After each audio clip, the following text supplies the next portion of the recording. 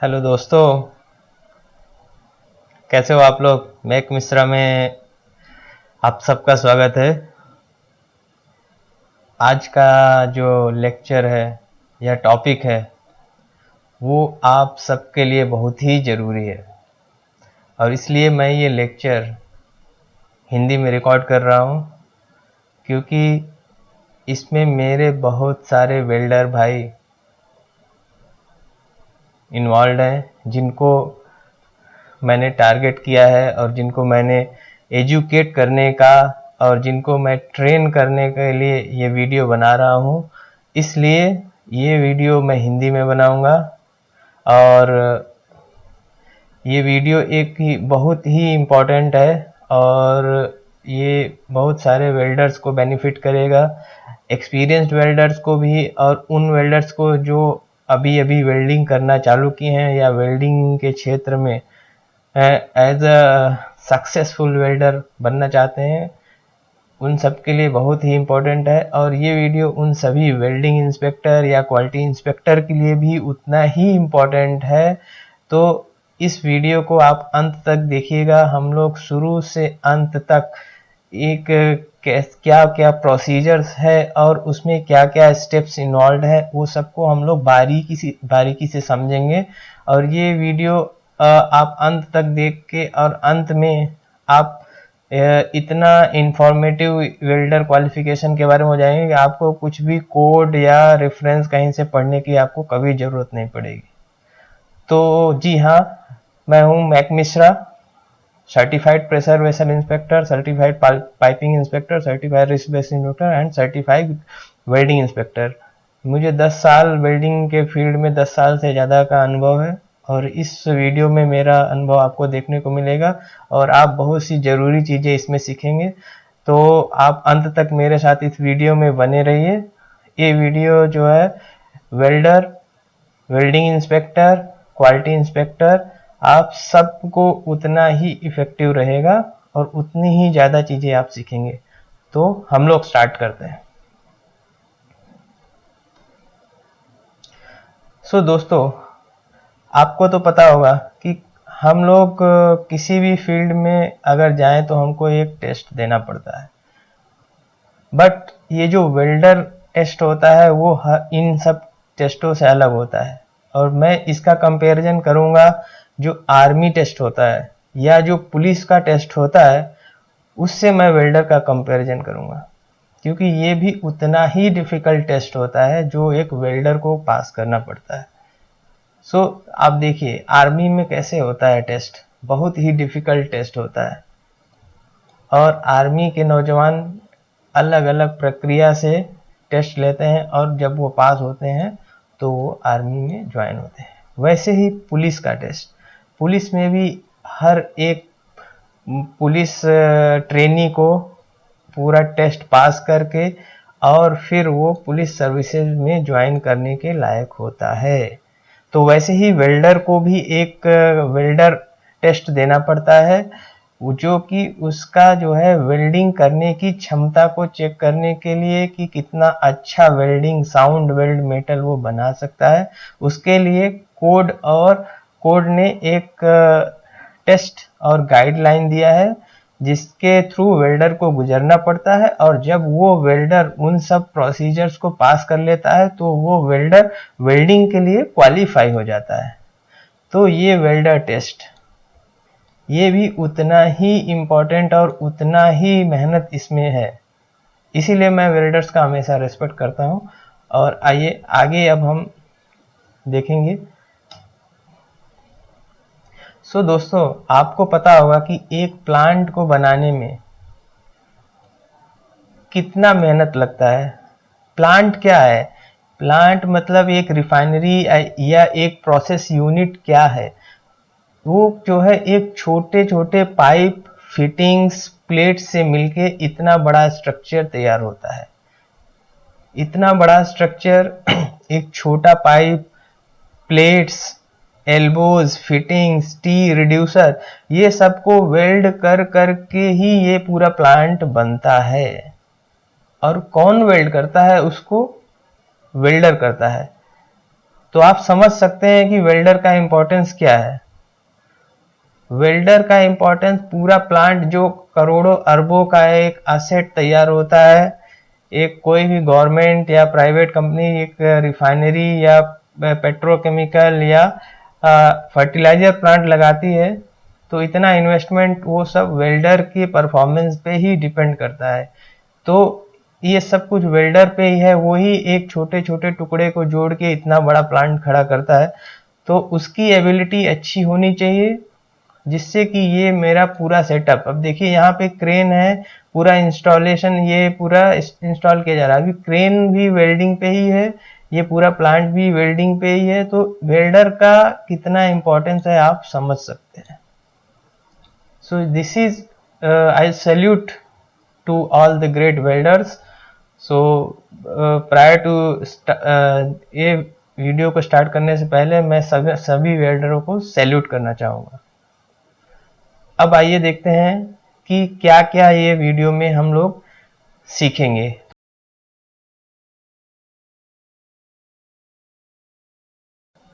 So step by step हम लोग देखेंगे कि क्या क्या इसमें हम लोग सीखेंगे। तो मैंने एक सिस्टमेटिक अप्रोच बनाया हुआ है, जिससे कि मैं स्टेप बाय स्टेप आपको ले जाऊंगा पूरे वेल्डर क्वालिफिकेशन प्रोसेस के थ्रू, और ASME कोड सेक्शन 9 के हिसाब से कहाँ कहाँ पे क्या चीज़ें लिखी गई हैं, विथ रेफरेंस हम लोग बात करेंगे और विथ रेफरेंस हम लोग सीखेंगे।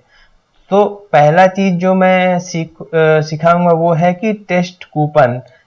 टेस्ट कूपन कैसा होना चाहिए, उसमें क्या क्या जो है टेक्निकलिटीज हैं, वो चीजें हम पहले सीखेंगे।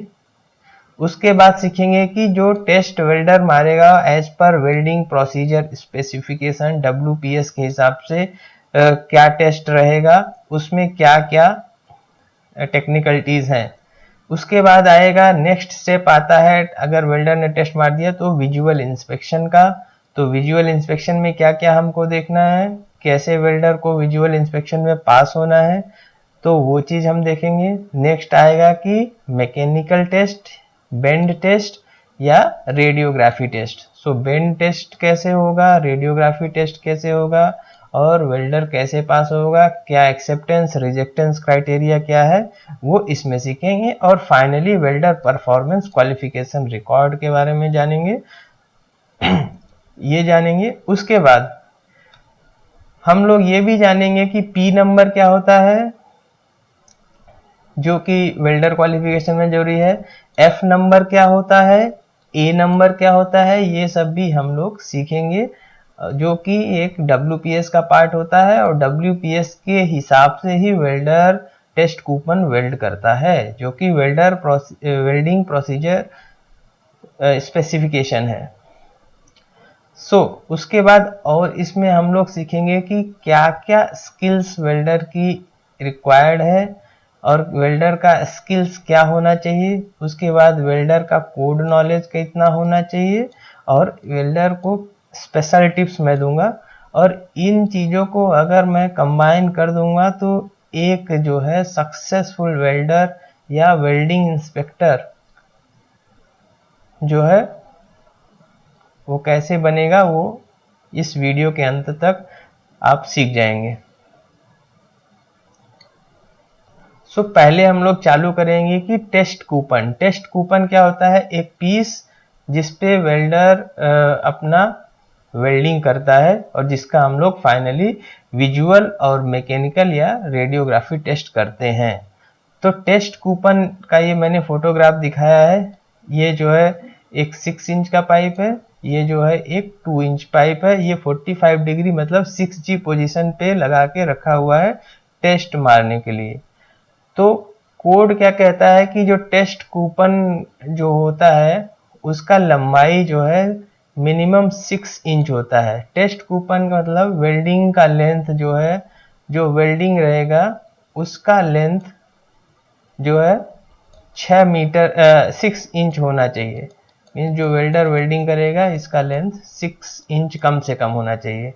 तो मतलब इस पाइप का जो सरकमफ्रेंस है, सरकमफ्रेंस कैसे निकालेंगे, pi into dia is the circumference of the pipe. वो 6 इंच कम से कम होना चाहिए।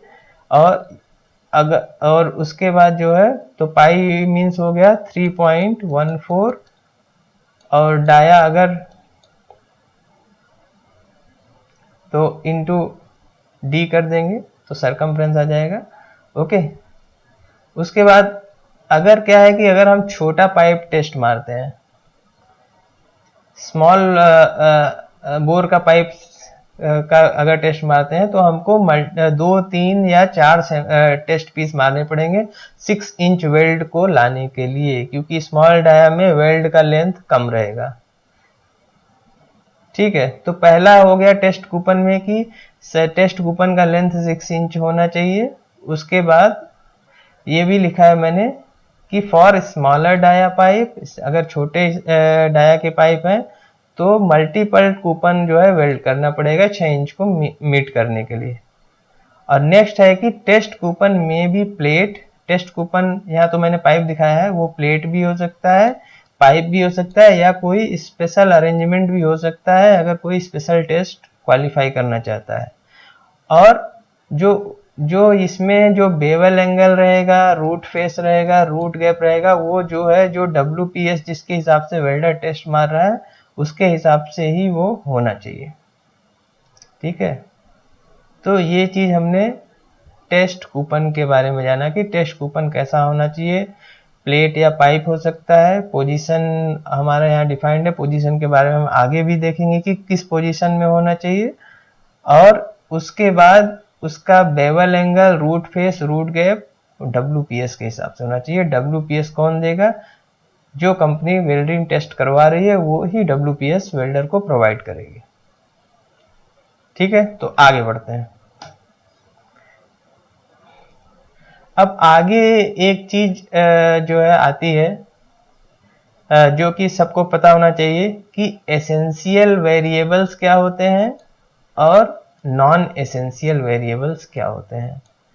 तो अगर हम बात करें वेल्डर क्वालिफिकेशन की, तो ऐसे वेरिएबल्स जिनको चेंज करने से वेल्डर की वेल्डेबिलिटी, मतलब जो वेल्डर की वेल्डिंग एबिलिटी अफेक्ट होती है, तो वो जो है एसेंशियल वेरिएबल है। और ऐसे वेरिएबल्स जिनके चेंज करने से वेल्डर की एबिलिटी पे कोई भी फर्क नहीं पड़ता है, मतलब वेल्डर को कोई भी एक्स्ट्रा स्किल नहीं चाहिए, तो वो नॉन एसेंशियल वेरिएबल्स होते हैं। तो डिफरेंट अलग अलग प्रोसेस के लिए सेक्शन 9 में अलग अलग एसेंशियल नॉन एसेंशियल वेरिएबल्स दिए हुए हैं। और जैसे कि हमने वेल्डर को क्वालिफाई कर लिया, अभी वेल्डर को क्वालिफाई किया 2 mm प्लेट में, लेकिन अगर हम फिर से वेल्डर को चाह रहे हैं कि वो 10 mm के प्लेट में वेल्ड करे, तो उसके लिए वेल्डर को फिर से हमको क्वालिफाई करना पड़ेगा। तो जो प्लेट का थिकनेस हो गया वो क्या हो गया? एसेंशियल वेरिएबल हो गया। ठीक है, एक बार उसने फिलर नंबर से दूसरे से मारा, अभी उसको दोबारा से दूसरे फिलर वायर से भेजना वेल्ड करना है, तो जरूरी नहीं कि वो वेल्डर क्वालिफाइड हो। ठीक है, क्योंकि हमने फिलर वायर नंबर चेंज कर दिया तो वेल्डर को हमको फिर से क्वालिफाई करना पड़ेगा। तो मतलब वो भी एक एसेंशियल वेरिएबल हो गया। तो ऐसे ही सेक्शन 9 ने हमको अलग अलग प्रोसेस के लिए अलग अलग एसेंशियल वेरिएबल दिए हैं, जो कि हमको वेल्डर के टेस्टिंग में ध्यान रखना पड़ेगा। ठीक है, तो हमको बेसिकली एसेंशियल वेरिएबल्स देखने हैं। एसेंशियल वेरिएबल्स वो वेरिएबल्स हैं जिनके चेंज होने से वेल्डर की वेल्डिंग एबिलिटी चेंज होती है या वेल्डर को एक्स्ट्रा स्किल जो है रिक्वायर्ड है।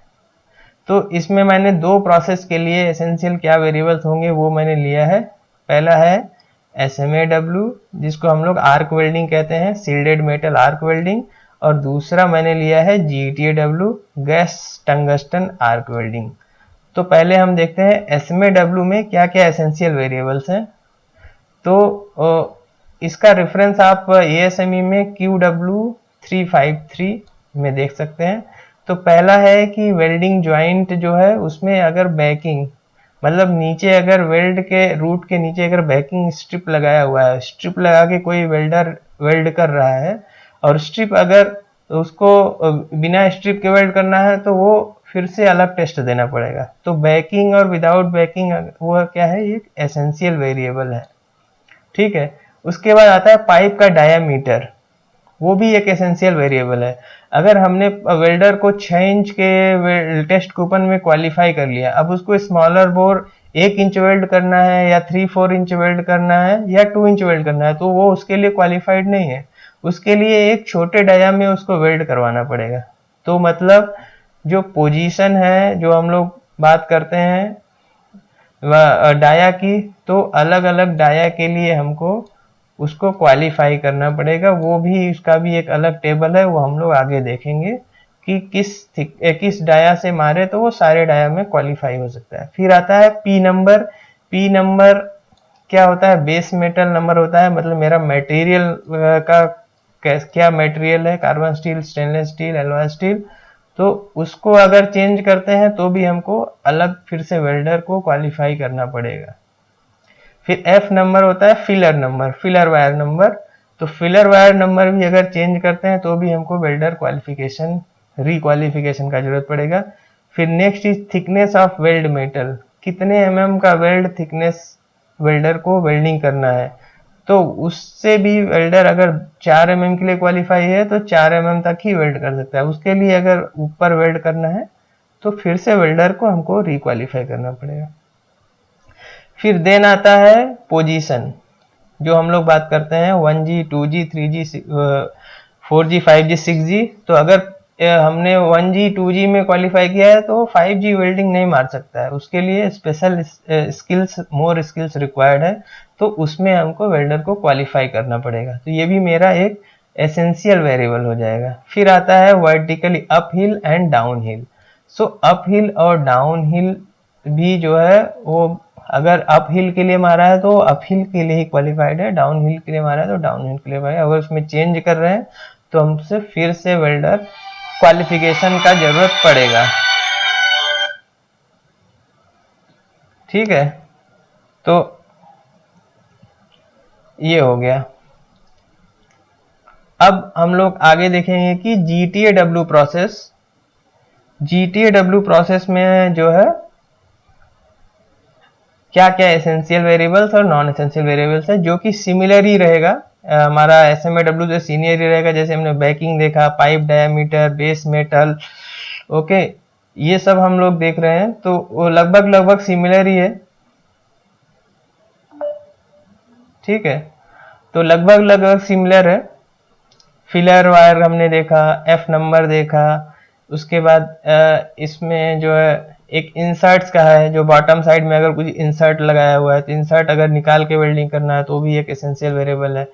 अगर बेयर इलेक्ट्रोड से कर रहा है या कोटेड इलेक्ट्रोड से कर रहा है वो भी एक एसेंशियल वेरिएबल है। थिकनेस कितना, वेल्ड डिपोजिशन, किस पोजीशन में वेल्डिंग कर रहा है, वर्टिकली अप हिल है या डाउन हिल है, इनर्ट बैकिंग, अगर अंदर गैस बैकिंग गैस दिया है उससे वेल्ड कर रहा है गैस निकाल के, तो भी वेल्डर क्वालिफिकेशन का जरूरत है। इसमें एक और है कलर्ड पोलरिटी, और मतलब कि कौन से पोलरिटी में मार रहा है, पॉजिटिव या निगेटिव, DCEN या DCEP में मार रहा है, उससे भी हमारा वेल्डिंग के एबिलिटी पे फर्क पड़ेगा और रिक्वालिफिकेशन का जरूरत पड़ेगा। ठीक है, तो ये चीज हमने देखा कि एसेंशियल वेरिएबल्स जो कि चेंज करने से दोबारा वेल्डर को रिक्वालिफाई करना पड़ेगा। अब इन चीजों को हम डिटेल में देखेंगे 1 by 1। चलो आगे बढ़ते हैं। तो पहले मैं अभी बात कर रहा था पी नंबर, एफ नंबर, तो उसके बारे में जान लेते हैं कि पी नंबर, एफ नंबर, और यहाँ एस नहीं होगा, यहाँ ए होगा, ए नंबर क्या क्या है। तो पी नंबर जो होता है वो बेस मेटल के लिए होता है, कि बेस मेटल टू वेल्ड, जिसको हमको वेल्ड करना है, वो मेरा पी नंबर है। फिर F number filler rod number होता है, और ए नंबर मतलब वेल्ड का मेटल किस टाइप का है, उसके हिसाब से एक नंबरिंग है। तो ASME ने क्या किया है कि WPA जितने भी क्या क्या हमारे पास दुनिया भर के मटेरियल्स हैं, तो बट कुछ मटेरियल्स का प्रॉपर्टीज और एलिमेंट्स लगभग लगभग सेम रहता है। तो ASME ने क्या किया, उन मटेरियल को एक साथ ग्रुप करके उनको एक नंबर दे दिया और उसको बोला पी नंबर। ठीक है, तो तो स्टील और स्टील अलॉयज, जो स्टील के अलॉयज हैं उसको हमने क्या किया, जो है पी नंबर 1 to 15 एफ में ग्रुप कर दिया। जो स्टील और स्टील अलॉयज हैं उनको 1 to 15 एफ में P1 to 15 एफ तक ग्रुप किया है हमने, ठीक है। और उसके बाद आता है एल्यूमिनियम, और एल्यूमिनियम के अलॉयज उनको हमने पी नंबर 21 से 26 तक का नंबर दिया है। फिर कॉपर के जो अलॉयज हैं उनको 31 से 35 का नंबर दिया है। फिर निकिल के जो अलॉयज हैं वो हमने 41 से 49, 41 to 49। Titanium and titanium alloys 51 to 53। Zirconium and zirconium alloys को 61 to 62 का हमने डिफरेंट नंबर दिया है, जिसका डिटेल हमको सेक्शन 9 में मिल जाएगा कि किस हमने बेस मेटल को क्या पी नंबर दिया हुआ है, ठीक है।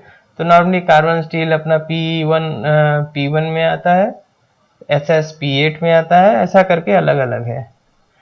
तो ये क्या है, एक ग्रुपिंग हो गया कि ASME ने जो है सेक्शन 9 ने डिफरेंट मटेरियल को एक ग्रुप करके एक पी नंबर दे दिया। तो हम लोग जो WPS वेल्डिंग प्रोसीजर स्पेसिफिकेशन बनाते हैं उसमें पी नंबर मतलब एक ग्रुप के लिए एक ही प्रोसीजर बनाते हैं और उसी से सारे जो है वेल्ड मेटल्स को वेल्ड करते हैं, ठीक है। तो ये हमने जाना कि पी नंबर के बारे में, पी नंबर क्या होता है और उसका क्या क्या डिस्क्रिप्शन है। फिर आता है एफ नंबर, जो फिलर रॉड का नंबर होता है। वैसा ही इस ASME ने एफ नंबर दिया हुआ है। तो एफ नंबर देखो, इसमें भी हमने जैसे एफ नंबर 1 यहाँ नहीं, यहाँ तक पूरा एफ नंबर 1 है। तो इसमें ये इलेक्ट्रोड ई क्रॉस 20 मतलब यहाँ 70 भी आ सकता है, 80 है, ई 7020 8020 6020। ये जो है जो डबल एक्स है ये मतलब स्ट्रेंथ है, इलेक्ट्रोड का स्ट्रेंथ है जो 70 60 या 80 जो भी हो सकता है, बट लास्ट वाला नंबर सेम रहेगा। तो ये सब जो भी इलेक्ट्रोड है ये या फिलर वायर है, इन सबको हमने एफ नंबर 1 दिया है, ये इतने ग्रुपिंग को। फिर ये जो है इसको एफ नंबर 2 दिया है, फिर इसको एफ नंबर नहीं, इसको 2, इसको 3 और नीचे 4, ऐसा करके हमने डिफरेंट ग्रुपिंग कर दिया है फिलर वायर्स का। तो ये एफ नंबर दे दिया, ठीक है। ये भी फिर उसका ए नंबर आता है। ए नंबर होता है कि वेल्डर वेल्डिंग कर रहा है, उस वेल्ड का जो हम लोग हर केमिकल एनालिसिस करेंगे कितना कार्बन, क्रोम, मॉली, निकल कितना है, तो उसका एनालिसिस और उसके लिए ए नंबर दिया हुआ है। जैसे माइल्ड स्टील के लिए ए नंबर 1 है और उसमें कार्बन का और मैंगनीज और सिलिकॉन का कंपोजिशन दिया है। ऐसे ही कार्बन मॉलिब्डेनम अलॉय है। डिफरेंट अलॉय के लिए डिफरेंट ए नंबर और उसका कंपोजिशन दिया हुआ है। ये हमारा वेल्डर क्वालिफिकेशन में इसका जरूरत नहीं पड़ता, इसका PQR बनाने में जरूरत पड़ता है, qualification of ferrous analysis procedure qualification में इसका जरूरत पड़ता है ए नंबर का, ठीक है। तो ये हमने सीखा पी नंबर, एफ नंबर और ए नंबर। चलिए आगे बढ़ते हैं। अब आता है कि वेल्डर कितना mm थिकनेस वेल्ड करे तो कितने mm के लिए क्वालिफाई हो जाएगा, ठीक है। तो इसमें बेसिक एक फंडा है कि अगर वो कितना भी mm थिकनेस वेल्ड करता है, मतलब अगर मान लो तो उसका डबल थिकनेस तक वो क्वालिफाई हो जाएगा। तो इसमें है कि थिकनेस ऑफ टेस्ट कूपन में कितना थिकनेस वेल्ड हुआ और कितने में वो क्वालिफाइड है। तो अगर उसने टी वेल्ड किया है, टी थिकनेस अगर वेल्ड किया तो वो 2T थिकनेस के लिए, डबल थिकनेस के लिए क्वालिफाई हो जाता है। मतलब 2 mm वेल्ड किया तो 4 mm के लिए क्वालिफाई हो जाएगा, 6 mm वेल्ड किया तो 12 mm के लिए क्वालिफाई हो जाएगा। लेकिन अब क्या है कि अगर मुझे एक वेल्डर ऐसा क्वालिफाई करना है जो कितना भी हाई थिकनेस को वेल्डिंग कर पाए, तो अगर हाई थिकनेस को वेल्डिंग करना है तो हमको वेल्डर को कम से कम 13 mm का एक टेस्ट कूपन वेल्ड करवाना पड़ेगा और उसको भी मिनिमम 3 लेयर में, ऐसा नहीं कि एक ही लेयर या 2 लेयर में उसने वेल्डिंग मार दिया, उसको मिनिमम 3 लेयर, एक एक पास, दो पास, तीन पास, यानी रूट, फिलअप और फाइनल, ऐसा 3 लेयर में उसको वेल्ड करना पड़ेगा। 13 mm थिकनेस को 13 mm का प्लेट या उससे ज्यादा को 3 लेयर में वेल्ड करेगा तो वो मैक्सिमम कोई भी साइज वो वेल्ड कर सकता है, तो ऑल थिकनेस के लिए वो क्वालिफाई हो जाएगा। तो ये जो है हमारा थिकनेस ऑफ वेल्ड मेटल, जो कि एसेंशियल वेरिएबल था, हमने देखा था QW452.1B में, ये सेक्शन 9 में दिया हुआ है। ठीक है, टी थिकनेस के लिए जो है वेल्ड किया तो 2T के लिए क्वालिफाई हो जाएगा। 13 mm विथ 3 लेयर्स किया तो मैक्सिमम कोई भी साइज वेल्ड कर सकता है। इतना क्लियर होगा तो हम लोग आगे बढ़ते हैं। अब आते हैं कि डाया का, जो डाया लिमिटेशन है, मैं बोला था ना कि जो स्मॉल डाया, जो बड़ा डाया है 6 इंच, 8 इंच, 12 इंच, वो क्या है वेल्डर आसानी से वेल्ड कर लेता है, उसमें क्या है ज्यादा स्किल की जरूरत नहीं पड़ती। लेकिन जो स्मॉलर डाया है 1 इंच, हाफ इंच, 2 इंच, अगर उसको वेल्ड करना है तो एक वेल्डर का स्पेशल स्किल चाहिए, मतलब अच्छा वेल्डर चाहिए। तो अच्छा वेल्डर मतलब ट्रेंड वेल्डर, जिसने ज्यादा प्रैक्टिस किया हो और जिसको ज्यादा महारत हासिल हो। तो उसके लिए क्या है, फिर हमको डिफरेंट उसको कूपन्स में उसको वेल्डर को क्वालिफाई करना पड़ेगा। तो इसमें डायामीटर का लिमिटेशन है। तो डायामीटर के लिमिटेशन के लिए देखिए कि अगर उसने जो है, ये क्या है कि जिस जिस साइज का टेस्ट कूपन वेल्ड किया और किसके लिए ये क्वालिफाइड हुआ। तो अगर उसने 1 इंच से कम का कोई टेस्ट कूपन वेल्ड किया है, मतलब मान लो 3-4 इंच का वेल्ड किया, तो 3-4 से लेके वो अनलिमिटेड तक कोई भी वेल्डिंग डाया का पाइप वेल्ड कर सकता है। ठीक है, और प्लेट के लिए तो ऑलरेडी क्वालिफाइड ही हो जाएगा, जो आगे हम देखेंगे। ठीक है, तो अगर उसने 1 इंच से कम 3/4 का कूपन वेल्ड किया, तो वो जिस साइज का वेल्ड किया, 3/4 या हाफ इंच, जो भी साइज वेल्ड किया वहां से लेके अनलिमिटेड थिक डाया तक के लिए वो क्वालिफाई हो जाएगा। अगर उसने 1 इंच से 27/8 मतलब 32 mm डाया तक अगर कोई भी पाइप वेल्ड किया इसके बीच में, तो वो 1 इंच से लेके अनलिमिटेड साइज तक वेल्ड कर सकता है, बट 1 इंच से नीचे वाला नहीं वेल्ड कर सकता। 1 इंच से नीचे का अगर वेल्ड करना है तो उसको ये वाले में जाके कोई भी छोटा डाया का पाइप वेल्ड करना पड़ेगा।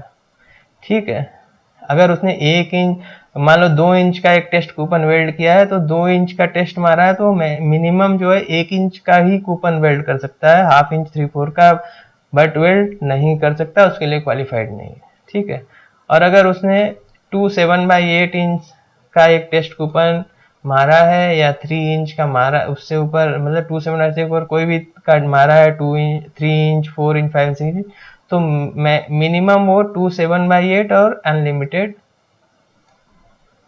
वेल्ड कर सकता है। इसके लिए हमको वेल्डर को एक छोटे 2 इंच में करेंगे क्वालिफाई, तो 1 इंच से ऊपर तक का वेल्ड कर पाएगा। उससे भी छोटा माना तो एक और कूपन उसको क्वालिफाई करना पड़ेगा। तो ये हो गया मेरा limitation on the dia. Dia का लिमिटेशन हो गया, जो कि एक हमने देखा था एसेंशियल वेरिएबल था। नेक्स्ट आता है कि फिलेट का क्वालिफिकेशन। अब फिलेट वेल्ड भी मारता है। फिलेट वेल्ड कैसा होता है? फिलेट वेल्ड मतलब यहाँ पे 2 प्लेट है तो उसमें एक ये जो फिलेट वेल्ड मारता है टी ज्वाइंट या ये इस पे जो है लेफ्ट ज्वाइंट पे, तो ये फिलेट वेल्ड अगर मारता है तो उसके लिए क्या क्वालिफिकेशन है कि अगर वेल्डर ने कोई भी ग्रूव वेल्डिंग कर लिया, ग्रूव वेल्डिंग, अगर ये वाला वेल्डिंग ग्रूव वेल्डिंग पाइप या प्लेट पे अगर उसने कर लिया है और उसमें पास हो गया, तो क्या है उसको अलग से फिलेट का टेस्ट मारने की जरूरत नहीं है। वो हर थिकनेस के लिए, सारे किसी भी थिकनेस के लिए वो क्वालिफाई हो जाएगा। तो मतलब कि अगर वो ग्रूव वेल्डिंग में क्वालिफाई है तो फिलेट का अलग से टेस्ट करने का कोई जरूरत नहीं, वो फिलेट में ऑलरेडी क्वालिफाई हो जाएगा। फिर आएगा कि पाइप टेस्ट पोजीशन। हमने डायामीटर पर लिमिटेशन देखा, वेल्ड मेटल की थिकनेस पे लिमिटेशन देखा। अब पोजीशन पे भी लिमिटेशन देखेंगे कि अगर उसने 1G में मारा है तो देखिए पाइप में हमने एक मेरा पोजीशन का अलग लेक्चर है जिसमें हमने पाइप पोजीशन, प्लेट पोजीशन और स्टड पोजीशंस का डिटेल्ड लेक्चर बनाया हुआ है। उसका मैं नीचे लिंक शेयर कर दूंगा, तो उसको आप डिटेल में देख सकते हैं। यहाँ पे मैं एक ब्रीफ बता देता हूँ कि 1G जो है हॉरिजेंटल पोजीशन है, 2G vertical, 5G overhead and 6G inclined. तो अगर वो जो है 1G में वेल्डिंग मारता है तो वो 1G के लिए क्वालिफाइड है, 2G 5G 6G नहीं कर सकता है। या 2G में क्वालिफाइड है तो अप टू 2G तक ही वेल्ड कर सकता है, 5G नहीं कर सकता है। तो अगर हमको ऑल पोजीशन में क्वालिफाई करना है तो 6G अगर पोजीशन हो विथ 45 डिग्री इंक्लिनेशन है अगर मार देता है, वेल्डिंग कर देता है, जैसा कि यहाँ पे भी हम देख रहे हैं कि ये 45 डिग्री में अपने टेस्ट कूपन को रख के वेल्ड कर रहा है, तो 6G पोजीशन है। और 6G पोजीशन इंक्लाइंड पोजीशन अगर वेल्डिंग कर लेता है तो मतलब वो सारे पोजीशंस के लिए क्वालिफाई हो जाता है। तो ये हमारा पाइप के लिए टेस्ट पोजीशन है 1G 2G 5G G, horizontal, vertical, overhead and inclined. Similarly plate के लिए होता है 1G 2G 3G 4G। तो 1G मतलब फ्लैट फ्लैट है, 2G मतलब हॉरिजेंटल है, वेल्ड हॉरिजेंटल है ये, 3G मतलब वर्टिकल वेल्ड है एंड 4G मतलब ओवरहेड है, यहाँ नीचे से मारना है। तो प्लेट में भी 4 पोजीशंस हैं 1G 2G 4G, जिसका मैंने अलग से भी एक डिटेल्ड वीडियो बनाया हुआ है, उसमें आप सीख सकते हैं। तो अब हम देखेंगे कि वेल्डर ने क्या वेल्डिंग मारा और किस पोजीशन के लिए वो क्वालिफाइड रहेगा। ठीक है, तो इधर हमको दिया हुआ है कि क्वालिफिकेशन टेस्ट, मतलब क्वालिफिकेशन में उसने क्या कूपन मारा, और इधर में किस चीज में वो क्वालिफाई हुआ। ठीक है, तो इसको इन्होंने 4 पोजीशन में 4 पार्ट में डिवाइड किया है। पहला है प्लेट में ग्रूव वेल्डिंग किया, प्लेट में फिलेट किया, पाइप में ग्रूव किया, पाइप में फिलेट किया। ठीक है,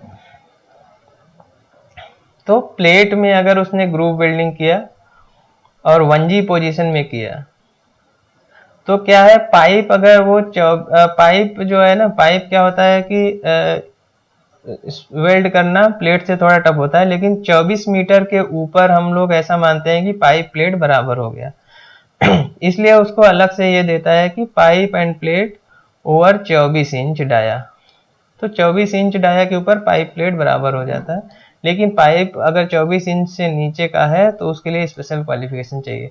तो अगर प्लेट 1G में मारा है तो पाइप जो है और इसके लिए फ्लैट ही मार सकता है। ठीक है, 2G में अगर प्लेट को मारा है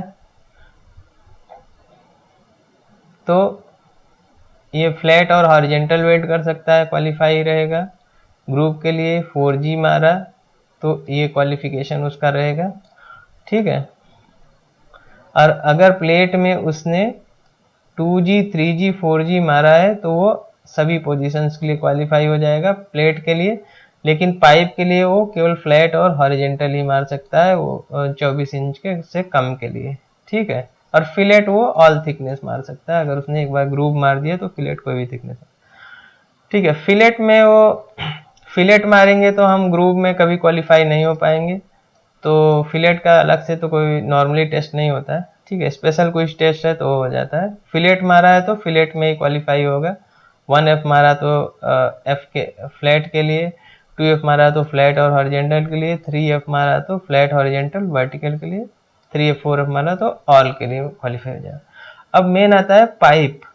पाइप में मारा, अगर 1G मारा है तो प्लेट में फ्लैट और पाइप में भी फ्लैट के लिए क्वालिफाई होगा। 2G मारा तो फ्लैट और हॉरिजेंटल के लिए क्वालिफाई हो जाएगा।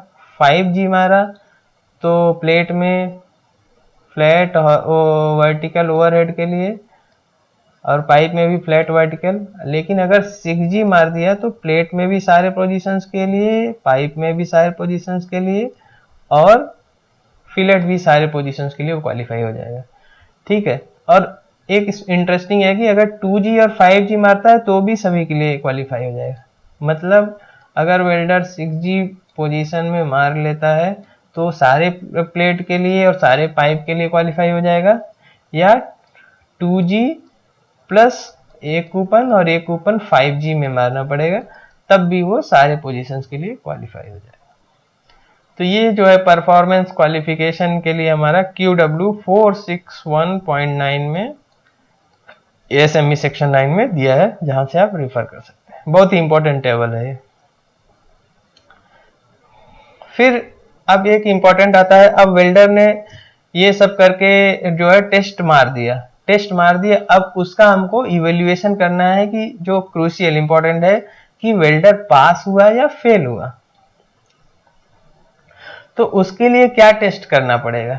तो उसके लिए हमारा जो थिकनेस उसने वेल्ड किया उसके हिसाब से 3 एरिया में डिवाइड किया है। 10 mm तक के लिए 10 से 19 mm तक और 19 से ऊपर। तो अगर उसने 10 mm तक का वेल्ड किया है अगर, तो उसको क्या करना पड़ेगा? विजुअल इंस्पेक्शन प्लस सॉरी, तो विजुअल इंस्पेक्शन और एक फेस बेंड और एक रूट बेंड मानना पड़ेगा। आगे हम देखेंगे फेस बेंड कैसे होता है, रूट बेंड कैसे होता है।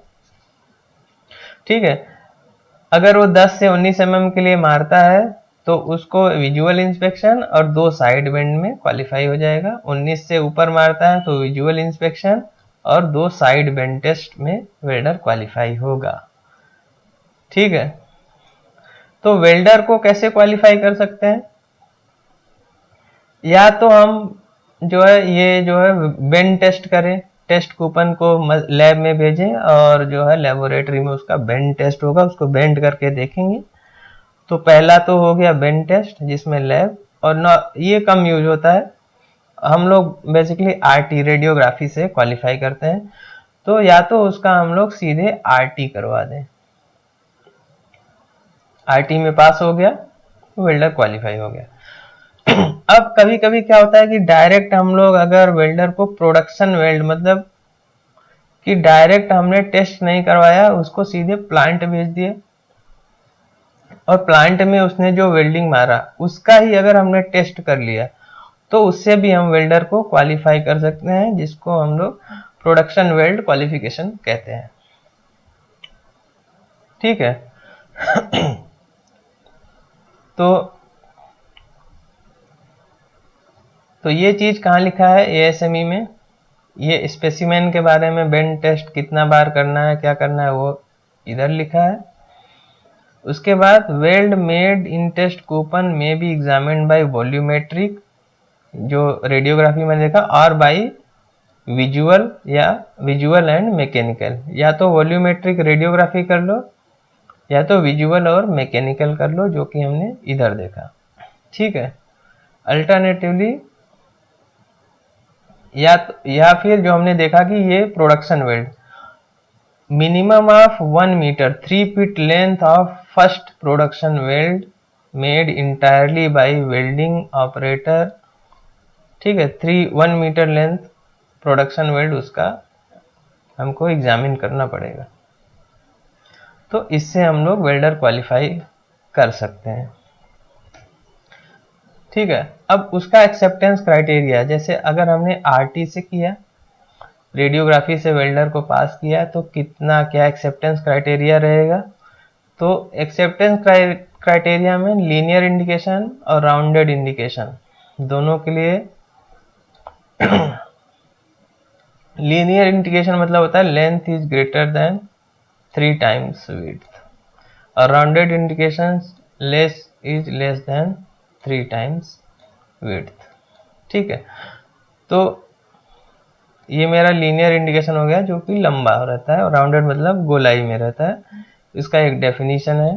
ठीक है, तो लीनियर इंडिकेशन मतलब any type of crack and incomplete fusion, मतलब क्रैक है, इनकम्प्लीट फ्यूजन, इनकम्प्लीट पेनेट्रेशन, जिसके LOF LOP करते हैं, अगर वो है तो कम्प्लीटली रिजेक्टेड है।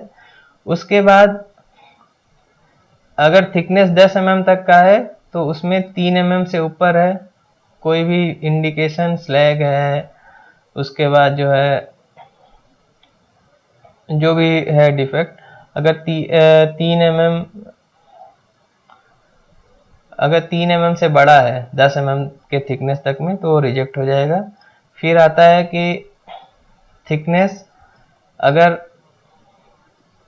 वो 10 mm से 57 mm का मेरा जो वेल्डर ने वेल्डिंग टेस्ट कूपन मारा है तो उसमें थिकनेस T/3 करते हैं। अगर थिकनेस का थर्ड पोर्शन से डिफेक्ट बड़ा है तो मतलब वो रिजेक्ट हो जाएगा। 10 mm से ऊपर, 10 mm से 57 के बीच में T/3, हम लोग तो नॉर्मली T/3 याद रखते हैं, तो T/3 अगर किया मतलब 20 mm है तो 20/3 अगर किया, उससे बड़ा अगर कोई भी डिफेक्ट है तो वेल्डर फेल हो जाएगा।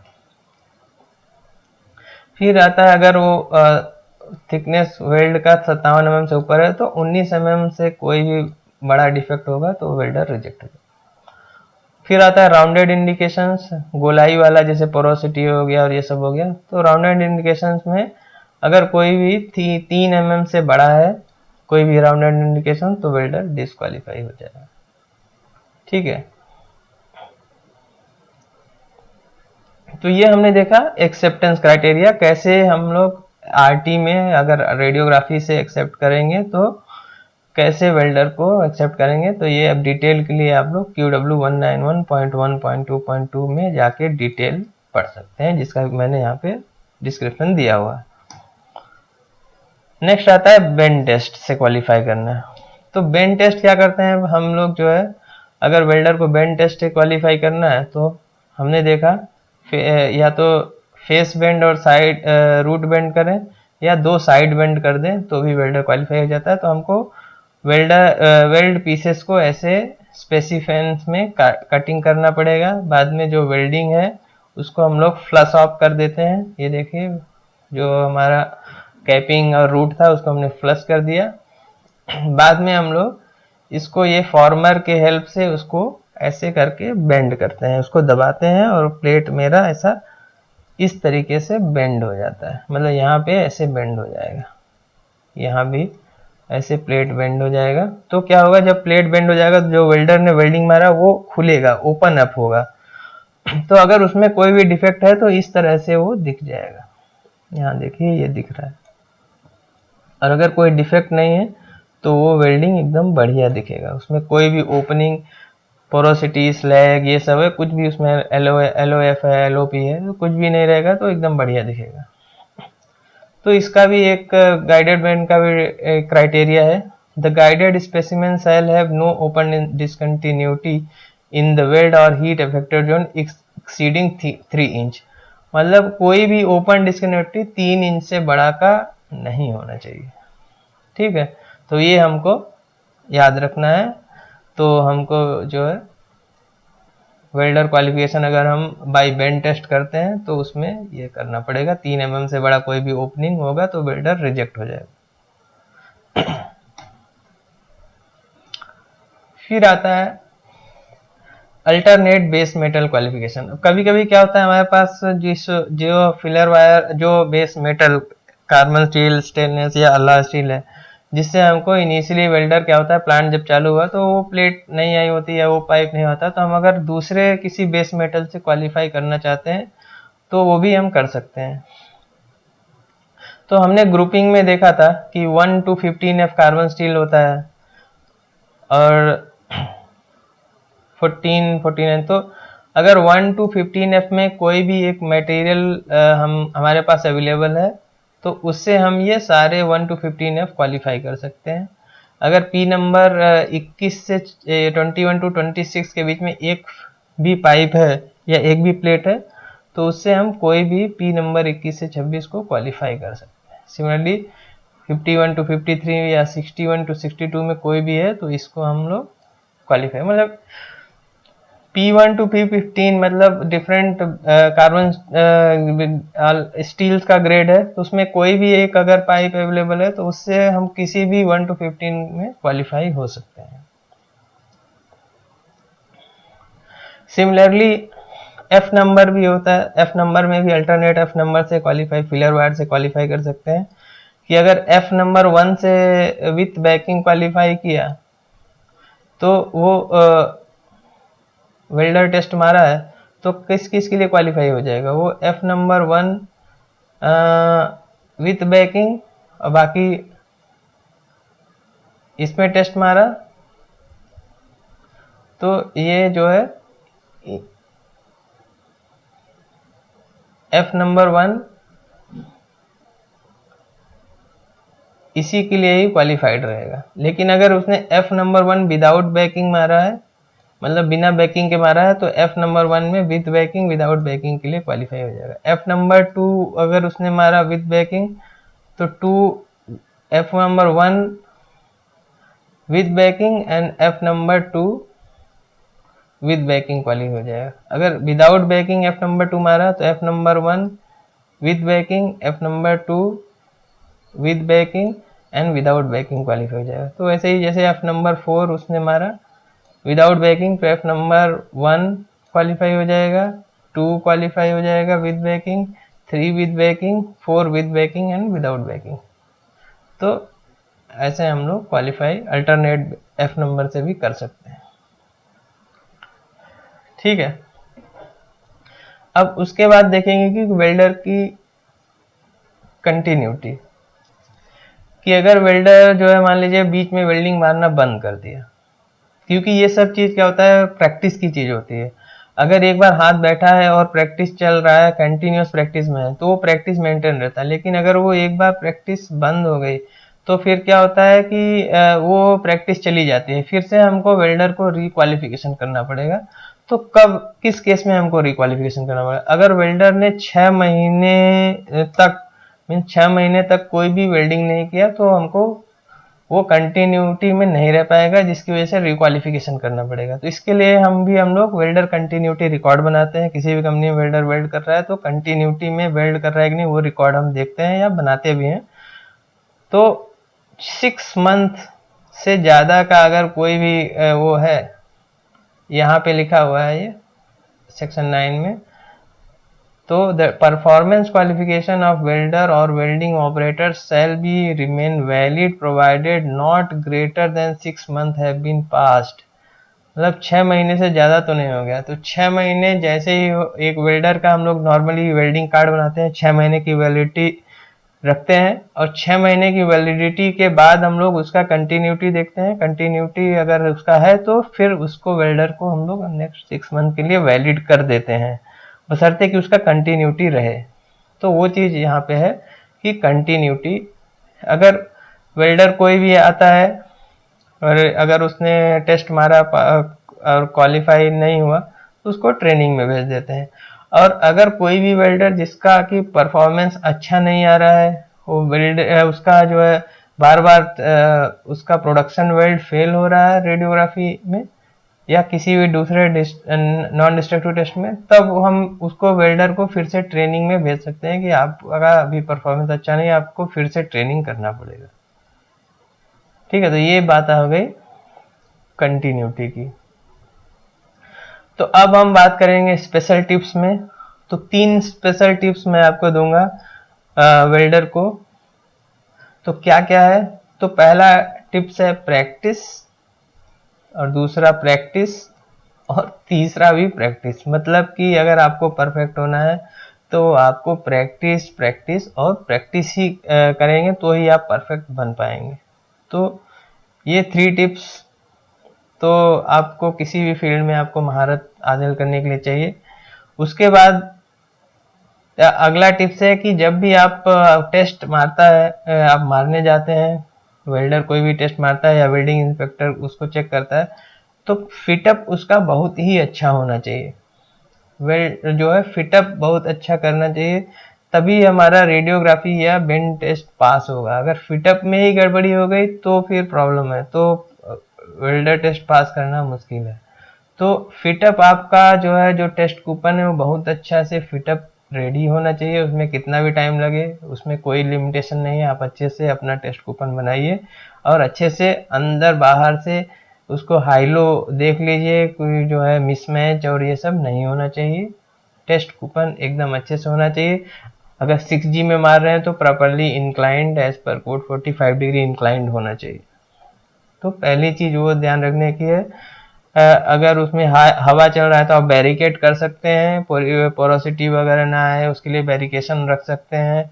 पर्जिंग देना है तो पर्जिंग प्रॉपर है कि नहीं, गैस है कि नहीं, फिलर वायर जो है एक्सपायरी तो नहीं है, या बेकिंग हुआ है कि नहीं, वो सब आपको अच्छे से चेक करना पड़ेगा, तभी आपको अच्छा रिजल्ट आएगा और तभी आप इस तरीके का साउंड वेल्ड मेटल प्रोड्यूस कर पाएंगे। ठीक है, तो ये मेरा टिप है कि अच्छा फिटअप करें, अच्छे से टेस्ट कूपन बनाएं और आपको विथ कॉन्फिडेंस स्मूथली वेल्डिंग मारना है। और आप अगर प्रैक्टिस प्रैक्टिस प्रैक्टिस करेंगे, अगर बिगनर्स कोई करता है तो एक by the end of the day अच्छा वेल्डर बन जाएगा। और एज अ वेल्डिंग इंस्पेक्टर अगर मुझे विजुअल इंस्पेक्शन चेक करना है तो मुझे इस तरीके का अच्छा फिनिश्ड कैपिंग चाहिए और अंदर से मेरा प्रॉपर फ्यूजिंग होना चाहिए और अच्छा रूट निकला होना चाहिए। रूट एकदम प्रॉपर निकला होना चाहिए। रूट जो है ऐसा ना हो कि कहीं पे रूट आया ही ना हो या फ्यूजन रूट फ्यूज ना हुआ हो। तो रूट जो है बहुत इंपॉर्टेंट रहता है। तो रूट प्रॉपरली फ्यूज होना चाहिए, प्रॉपर पेनेट्रेशन होना चाहिए और अच्छा कैपिंग होना चाहिए, तो वो डायरेक्टली विजुअल पास हो जाता है। ठीक है, तो दोस्तों ये सब हमने देखा। ये अभी आप अगर वेल्डर हैं या वेल्डिंग इंस्पेक्टर हैं या क्वालिटी इंस्पेक्टर हैं तो आपने एक पूरा प्रोसेस समझा होगा कि कैसे वेल्डर को क्वालिफाई करना है, क्या क्या स्टेप्स उसमें इन्वॉल्व है और किस किस चीज़ों को ध्यान देना चाहिए। तो आपने ये सब सीखा है। तो at the end of this video अगर आपको लगता है कि आपका मैंने कुछ नॉलेज में एडिशन किया है, वैल्यू एडिशन किया है, तो ज़रूर मेरा चैनल को सब्सक्राइब करिएगा और जिससे कि आपको मेरे नए नए वीडियोस, टेक्निकल वीडियोस आपको मिलते रहें। और प्लीज़ अपना कमेंट्स कैसा लगा मेरा ये वीडियो, और भी जो मेरे वीडियोस हैं वेल्डिंग रेडियोग्राफी पे, वेल्डिंग टेस्ट पोजीशंस पे, इमेज क्वालिटी इंडिकेटर्स पे, तो वो भी आप देख सकते हैं। डिटेल्ड के लिए मैंने डिस्क्रिप्शन में उसका लिंक शेयर किया हुआ है। और अगर आप इसमें अगर अच्छा पाते हैं तो आप अपने दोस्तों को या अपने सोशल मीडिया पे इसको शेयर करें। Thank you very much.